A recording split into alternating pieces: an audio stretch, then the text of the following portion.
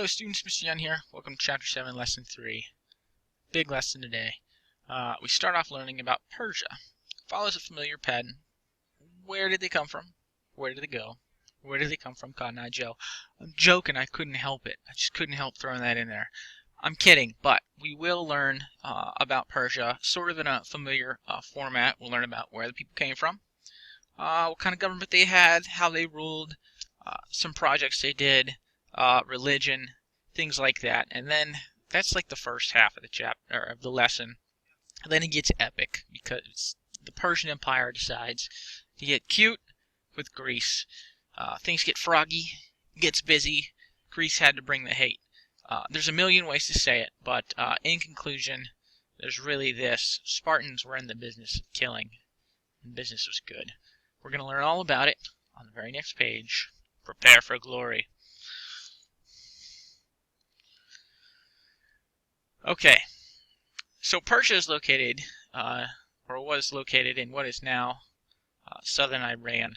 Around the time Athens was going through big political changes, Persia was building an empire.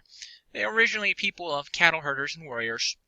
A dynasty of kings sort of brought all the people together in that area. Sort of how it happens in all our civilizations. You have a king and he starts to spread. He forms an empire. And he basically started to conquer all the surrounding peoples. During the 540s BC, a professional army of Persia under Cyrus the Great began conquering the neighboring people.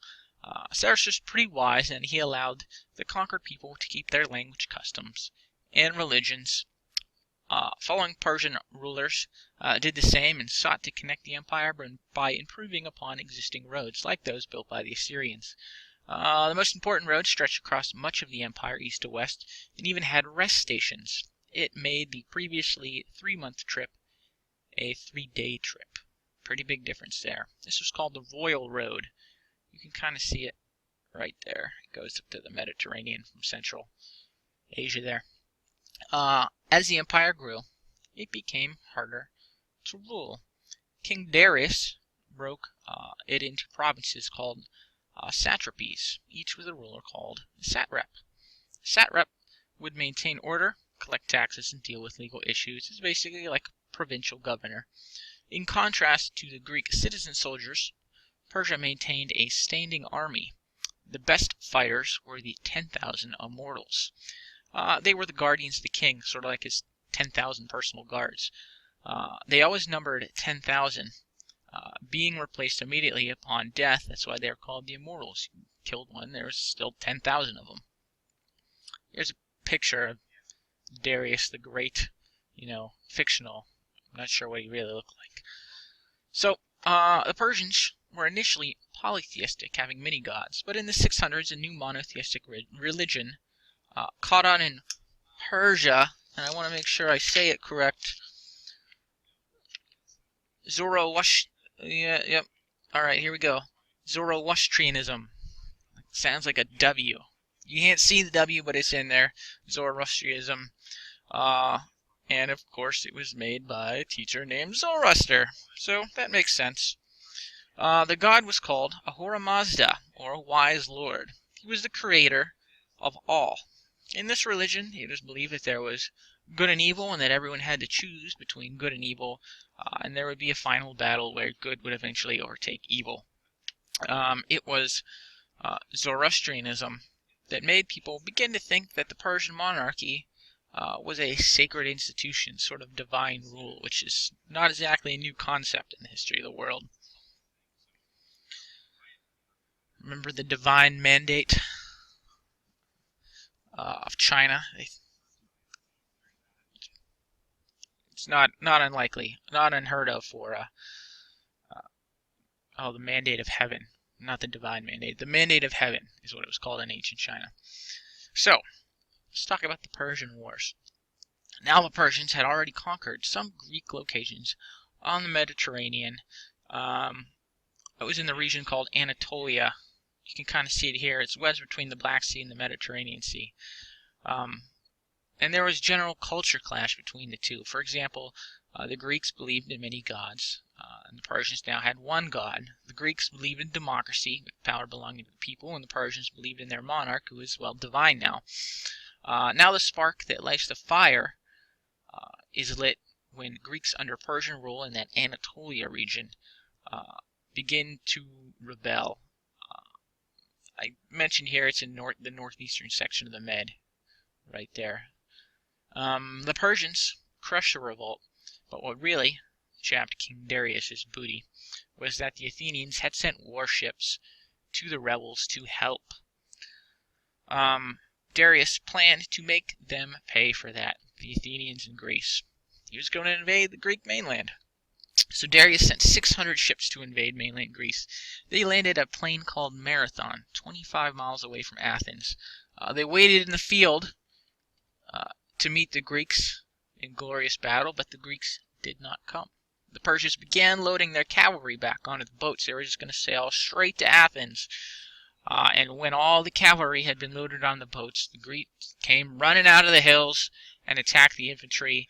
They weren't ready really for battle. The Persians, it took them by surprise. They were off balance, and they suffered a terrible defeat that would basically keep them off the Greek mainland for 10 years. It is said that after this battle, a Greek messenger, ran all 25 miles as fast as he could back to Athens, yelling Nike, the Greek word for victory. And that, my friends, is where we get the race, a marathon, which is about 26 miles, because that's the runner ran all the way back to Athens for marathon. It was about 25 miles, 26 miles. Also, the Nike shoe line, Greek for victory. That's what he yelled the whole way, Nike, Nike, Nike. So everyone knew that the Persians had been defeated at Marathon. Like I said, it kept them out for 10 years. Because the Marathon happened in 490 BC. The Persians vowed revenge, and they would get their chance. They came back in 480 BC. These forces were led by Darius's successor and son, Xerxes. Xerxes invaded mainland Greece with 200,000 troops, and they say thousands of ships. The Greek city-states banded together, which is a good thing, because they never would have been able to defeat the Persians piecemeal as independent city-states. A plan was made. An Athenian named Themistocles would attack the Persian supply ships and the navy, but he needed some time. So he needed Athens to stay safe. He needed time to distract the Persians from getting to Athens. And so a Greek force was sent to Thermopylae, led by the Spartans and the Spartan king, Leonidas. Leonidas and his fellow Greeks are said to have held the line at Thermopylae, which was a natural choke point near the coast. Basically, the Persians would have to funnel through this small pass to get to Athens, so the small Greek force was able to hold them there because, it was a choke point, so the Greeks couldn't get around them. It is said that after 3 days of fighting, a native Greek betrayed his fellow Greeks and showed the Persians a way around, sort of a path to get around behind the Greek line. It's said that Leonidas got wind that they were about to be surrounded, and he dismissed all the force except for himself and 300 Spartans, and they held out as long as they could. The 300, but were all slaughtered. But they did manage to delay the Persian advance long enough for Themistocles to pull off his naval attack, which happened at a place called Salamis, the Straits of Salamis. It was a narrow waterway, and the Greek navy, the combined naval forces of the Greek city-states, lured the Persian ships into this thin waterway where the Greeks would now have the advantage with their smaller ships. Their ships were smaller, faster, more agile than the large and more cumbersome Persian ships. They were able to have an overwhelming victory there. It is said that they destroyed almost the whole Persian fleet of 300 ships, and they only lost 40 of their own.